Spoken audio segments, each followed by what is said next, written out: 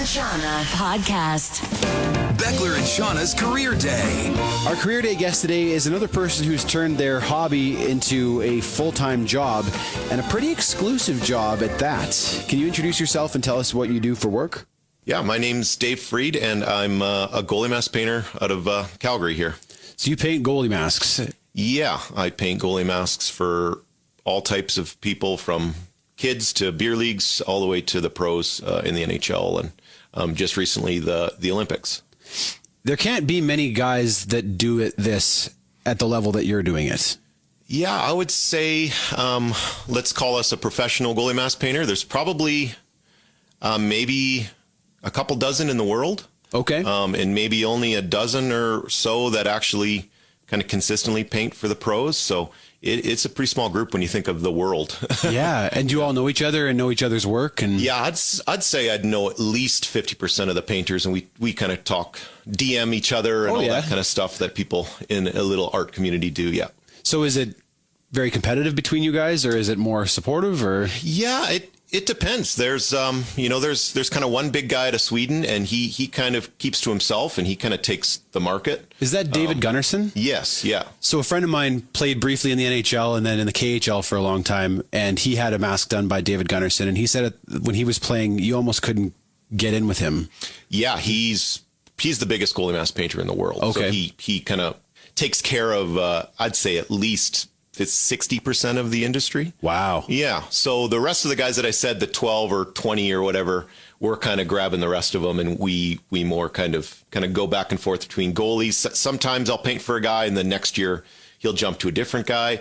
Some guys are more loyal with one artist, and some guys want to kind of try out the field. And I'm cool with kind of, if you want to find an artist as a client, I think you should have the free range to you try do some different guys. Tattoo work as well, right? Yeah, and I kind of treat it the same way. So, when I tattoo people, I never say you can only get tattooed by me. There's so many good tattooers everywhere. So I kind of think of the industry the same as that. But the guys that are loyal to me, I'm really, stoked that they can commit to my work, and I can continue to create things for them. So it's always cool to keep painting for one guy, for sure. How do you get to the point, or how did you get to the point where NHL goalies were willing to entrust their masks to you? So it's a Calgary story. So it pretty much all started with Logan Thompson and Aiden Hill. So I started painting for them. Logan was the first, so he's playing for the Brandon Wheat Kings, and his parents reached out to me just through our website, kind of right when we were kind of getting into it. No, I never painted for the WHL. That was the first WHL mask. So they reached out, and I painted for them. I got to meet them. They came down to our shop. Not Logan that time, just his parents. And so I got to know them and designed one, and they liked it. And we continued through Wheat Kings. And then once he turned pro, so on and so forth. And it's the same thing with Aiden. He reached out for the Portland Winterhawks, painted for him. He turned pro. So it's these two Calgary guys that, and even just the fact that two guys from the same town that I worked with made the NHL and became superstars. It's pretty insane. Yeah, that is insane. Yeah, it was a really lucky kind of bullseye that I landed these guys early, and we've had a good relationship ever since. Well, even of the the dozen guys that you mentioned that do what you do and paint goalie masks, there's another fella in Calgary here. Yeah, his name's Jabo Jordan. He's a good friend of mine, and he like a backstory. Me and Jord, we've known each other for, I'd say, over 10 years. I've actually been to his studio. He helped me with some paints. He's more in the automotive background. So he showed me how to do clear coating years ago, and we've worked together. We've collaborated on masks. And then just of the last 5 years, he's really blown up. He's kind of a viral sensation type guy. His masks are the most detailed airbrush masks in the world. Nobody can touch them. So that's his niche. He'll spend a lot of time on a mask, probably 10 times the amount that I spend on it, and they're wild. How long do you spend on a mask? I try to keep it within a few days kind of working time. So I'll design it. There's more time before actually painting that you're designing, going back and forth with the goalies. But I usually try to keep it 2 to 3 days, kind of working days to get it done, and then I clear coat it. So I'm trying to have a turnaround of about a week or two, just because there's a lot of demand for speed. This is their equipment. They need to wear it. Right. So it can't be just sitting around me picking away on it forever and ever. And the more I can get out the door, the more clients I can kind of take care of too. So it's a tricky thing, but I don't rush it because then it'll look bad. Right. So it's this fine line that I'm trying to kind of hold on to, I guess. And when did you get to the point when you're like, okay, this pays the bills. This is what I do for work now? Yeah, it took a long time. Like you said, I tattoo and I still tattoo, but that's slowing down now because the goalie mask business has kind of taken over a bit of that. But I needed to have something to pay for this hobby of mine for the first, I'd say, almost 10 years, because it is a hobby. You can't charge a ton for a young kid when you're just kind of learning. So, you don't make as much money. It isn't until you get to kind of the pros that you can start kind of demanding a little bit more for your product. And it's like anything when you're building a hobby into a full-time business, you kind of got to start at the bottom and work your way up. And I'd say in the last 5 years, it's turned into a full-time job. Okay. It pays the bills. And me and my wife runs the business, kind of the day-to-day Tash. So. And then you're the hands-on part of it. Yeah, I'm more the artist. I'm kind of the idiot in the background that just draws pictures, and she runs the business.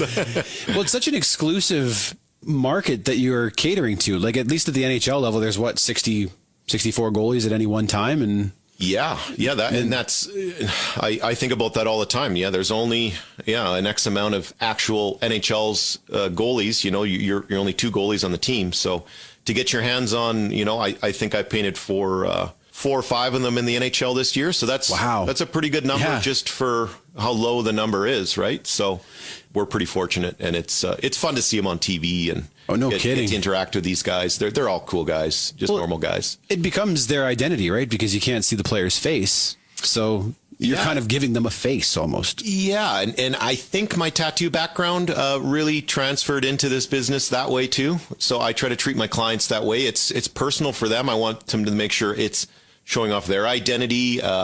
It has kind of an edgy look that they don't look like anybody else. And it's the same with tattooing and expressing yourself. So it's exactly right. Yeah. It's a personal thing, and it's pretty surreal thing in professional like sports that you can have this personality thing. And it's neat that these NHL goalies kind of the only ones that do this. Yeah. Well, I know you've done some lacrosse goalie masks. The one you did for, what's his name? The goalie from the Saskatchewan Rush. Frank the Tank. You've done a couple for him? Used to play for the San Diego Seals. So I did a bunch for him there, and then with Saskatchewan. Yeah. The ones you did for him are amazing. They're so cool. Just the color combination and stuff. Yeah, thanks. Yeah, last year we did kind of an indigenous mask with the headdress, and we actually went through the whole indigenous group, and a girl helped me design it with that. So that was a really cool So it's accurate? And super cool. And then this year we did a Ninja Turtles themed design, because he just came to me and said, I like Ninja Turtles as a kid, and my team's green. Let's have some fun with it. And that mask blew up. It was a pretty big hit. My boys and I, they're 8 and 11, and we were going through your Instagram last night looking at all your designs, and they were just like, whoa, cool. Okay, cool. They're baseball players, though, and they were asking me why catchers don't do this. So I don't have the answer for that, but I've thought of the same thing, too. I think just from what I've seen with MLB, it's like they can only have maybe a 2-tone color scheme. That's about it. It can be a bit of tricky kind of getting designs approved and going back and forth between managers and teams. Interesting. I honestly think it's probably the MLB just doesn't want to get involved in all that. So do you have to follow guidelines from the league and from... Yeah, there's no like set rules, but there's just kind of open air rules. You can't do anything offensive or sexual or too kind of nasty or scary. You got to, make sure this is for everyone. Yes. To see. So that's just set rules. And then every single design I do, I send it to the equipment manager. Either they approve it, or if they don't have the authority to approve it, they'll send it to the GM and they'll approve it. And then, interesting. So I hadn't thought about that. It takes a little bit of time, but it usually gets approved in a couple of days. And as long as we're doing our job and not doing anything too kind of crazy on the mask, it's no problem. What does the whole process look like from the moment the goalie contacts you to when you start? Like, do they come with ideas? Do you show them a few designs? How does that work? Yeah, so it's like any kind of designing with an artist. So some people are super detailed and kind of picky what they want it to look like, and then some guys are super chill. So it's the same thing. So most of my NHL guys that I'm dealing with, like let's say Logan Thompson, I worked with him for years. So he just goes, I don't know, let's just do a fun movie. What would be a cool movie to do? He likes to do kind of movie themed, fun stuff like that, and he'll throw a movie out there and be like, yeah, no problem, and then I'll do whatever. And I usually text him and he's like, perfect. So it's not like they're really involved all the time, but they'll just kind of let me run with it. And then there's some guys that have real set things that they want to see. And then I design it, send it to them. And they're usually, they see it on paper, and then they know what they're getting, and they let me do my thing. We've had a few other artists on the show in different disciplines. Like we've had another tattoo artist. We had a comic book artist. We had a dude from Calgary here who does skateboard and snowboard decks. Nice. And one thing that he mentioned was that so much of what he does is inspired by the shape of the material that he's working on. So for a skateboard deck, for example, he has to work within that shape. Sure. I imagine that's very much the case for you too. Yeah. Well, I'm probably coming on close to painting 1,000 goalie masks. So over my career, so you just get in, exactly where things don't fit. And you got holes all over the mask. So you can't, if you get an eyeball of somebody on, a portrait, and you put the eyeball over the hole, it looks crazy. You got to make sure you're dodging all these spots. And then there's straps. So if you get something that covers up something really important with your straps, so there's only these really niche windows that are part of the design. And I don't talk to that about the goalie. That's my job, to make sure I don't put things in weird spots. And there's so many ridges on top that makes things look all warped. So you got to kind of stretch them. It's something daunting when you first start with it, but I've done so many that I kind of know where all the trouble spots are on the goalie mask. Yeah. You mentioned that you've done everybody from pros down to like kids and beer leaguers and stuff. How much are like beer leaguers spending on a custom mask, or, minor hockey players, or? It's all over the map. So some people don't want to spend a ton, so they give you a budget, and it's, a little lower. So then you can't go as crazy with the design, and you just kind of tame it down. So that's the way to get into the budget. But you'd be surprised. There's some beer league guys and kids, mostly their parents paying for it, that they'll spend NHL money on a mask, and you're just like, are you sure this is? But a lot of the dads, that I've painted for kids, they're like, I don't care. I'm going to put this on the wall after. So this is actually art for me in the future, and the kid's going to wear it for a few years. I'm going to remember this time he wore it, and it's going to be in my man cave for the rest of it. So that's how they justify, spending money on art, which, keeps my business going. So I appreciate it. And are we talking thousands, or I don't know if you're comfortable saying what a mask all my costs, prices are on the website, so people can check it out. Yeah, it's kind of, I usually start around the 1,000 range, and it can go up to 3,000 kind of deal. I don't go too much more over that, because I don't think it needs to, but you can spend crazy money. You could spend 10,000 if you want, but I wouldn't recommend it. Well, if you're an NHL goaltender, they keep it in a price range that is, they have kind of set ranges too that they like to keep it at. And in all of this industry, everybody's kind of on the same page when you're, a pro and all that kind of stuff. So you have a couple masks in Milano Cortina right now. Yeah, I got pretty fortunate to get to do a bunch of Team Canada's, and I got to do one of the Team Italy women's goalies as well. Oh, really? She's from Calgary, and I've painted for her. Her name's Gabby. She played for the UFC Dinos. So I painted 2 masks for her, and then she's I think dual citizen with Italian. So I think she went over to Italy and was kind of playing for their team. And then, of course, she got chosen for the team. And that was really fun. I got to actually, not all of them are here that I worked with. So she was actually here. I got to meet with her and kind of talk about the Olympics and how excited she was about going. And then she left, and her dad actually got the mask and flew it out to her. And so that was good to kind of get to chat with them in person. But the others were, Logan Thompson for Team Canada and Darcy Kemper for Team Canada for the men's. So and 2 of the 3. Yeah. That's awesome. Yeah. And then for the girls, Emryn Mashmeyer and Kaylee Osborne were the 2 girls that I got to paint for too. And as we speak, I'm painting for the 2 Paralympic goalies, Adam and Corbin. Is this the first time you've had a mask at the Olympics? No. So last year was the last Olympics. Sorry, not last year. 2022 was the last Olympics. I got to do all of the goalies for the girls. Cool. And they won gold, and it was insane. So, and I was maybe had a couple in the NHL at that time, but I'd say that was the biggest kind of venue that I've been a part of with seeing my masks on TV. And the thing about Olympics that I always talk about is so many more people watch it than the NHL. So say my mom or my auntie that don't watch NHL, they're watching the Olympics. So that just shows that there's way more people that are kind of tuning into their country's game because it's such a big venue. Yeah. We've got to talk about some individual masks here. Sure. Do you have a favorite that you have painted, one that stands out to you? Oh, man. I can tell you which of yours is my favorite, but I'll let you answer first. Okay. Let's start with this year.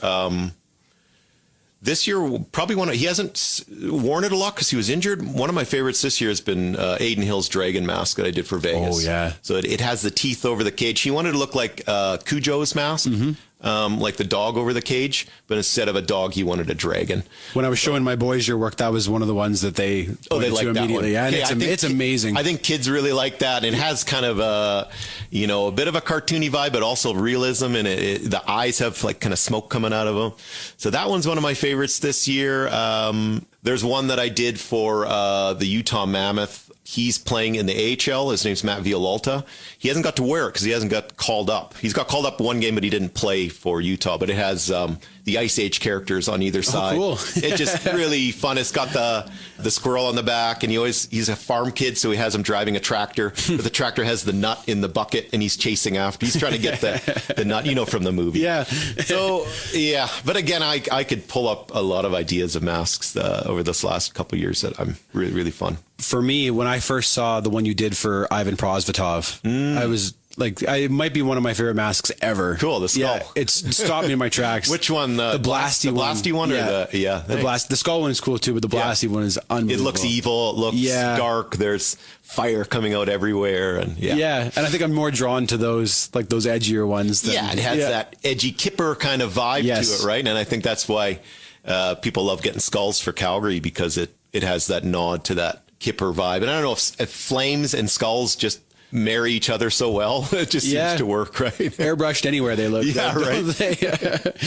Do you have an all-time favorite goalie mask? Oh. Even one that you haven't done, like going back? Well, I would say it's a pretty simple one, but it's probably the one that got me into goalie mask painting was Felix Potvin's famous cat mask with, it doesn't even look like it looks like a cat, but it's so interpretive. It has the kind of the almond-shaped eyes on top that look like there's almost fire coming off of them, and the teeth along the bottom. And it has a little bit of a spiky kind of whiskers on the side. It was actually painted by a guy named Greg Harrison. He's a famous goalie. Any mask from that era and before, if you liked it and saw it, there's a 90% chance that Greg Harrison painted it. Well, you mentioned the Cujo one. Was that one of his, or no? That was done by Cipra. Okay. His name was Cipra, and he was another. Him and Harrison and Cipra were probably the two biggest Canadian painters could be of all time. Okay. And they're, I think Cipra is still painting. I don't know if Greg Harrison is, but I've talked to Greg Harrison on the phone. That was surreal. You know what I mean? Kind of the guy that I told him, like, you got me into goalie mask painting. I was looking at your posters on the wall, had no idea you painted them. And I was like, this is insane that somebody does this, hand paints this. So that was pretty special to get to chat with him. That was such a cool era of masks, wasn't it? Like you had that one, they had Belfour masks. Yeah, well, that's Harrison. That's Greg Harrison. Okay. Yeah, he did the first one. He did the famous mask for the Rangers that looked like a lion's face on the face, like that terrifying kind of look. Okay. The famous skull on the Canucks goalie. He did that one. And these are the masks that actually go on your face. The actually 70s, not the helmet style, the Jason style. Yeah. But then this guy actually invented the modern style. Him and Dave Dryden were the ones that came up with. Really? Ken Dryden's brother came up with the style of goalie mask that we see to this day. I didn't know that. So this guy kind of created this industry, to be honest. I don't know if it's been many years since I've been to the Hockey Hall of Fame in Toronto, but they used to have a pretty sweet goalie mask display there. Yeah, I've never been, but I've seen it. Yeah, maybe one day one of yours will be in there. Well, yeah, that would be cool. That would be cool. Yeah. Have you done like any auto racing helmets or anything like? Yeah, I've jumped into a few different realms. That's one of the other sports where they actually do a bit of personality. I have done racing helmets. I've done a few for Two were for IndyCar, and they actually didn't get worn because it was kind of they put the wrong sponsor. The sponsors dropped out, and you couldn't wear the helmet with the sponsors. Yeah, so I was like, I want to see this on the IndyCar circuit. So that didn't work out, but the guy paid me and said, "Oh, I'm just going to keep the helmets, but unfortunately, we can't wear them." So I did a bunch of those. But again, the goalie masks become pretty demanding the more popular they get. So I just kind of sticked with the goalie mask. Okay. But I've also painted for one of the skeleton Team Canada guys. He didn't actually go to the Olympics with it, but I did a Team Canada skeleton helmet. I've done did a charity football helmet for the Edmonton Eskimos. Mm-hmm. So I've done some away from goalie masks, some random stuff. Yeah. Where can people find your stuff, Dave? All over the internet, our social media tags. It's all Friedesigns. It's spelled Fried, actually, Fried. Some people call me Friedesigns. It doesn't matter. But my last name's Fried, spelled Fried. So you can just search Friedesigns, Instagram, TikTok, or our website, friedesigns.com. And I'll link to you in the description of this podcast too. Awesome. So, Dave Fried paints goalie masks. Thanks for your time. Hey, thanks. Yeah, thanks for the interest. You've been listening to the Beckler and Seanna Podcast.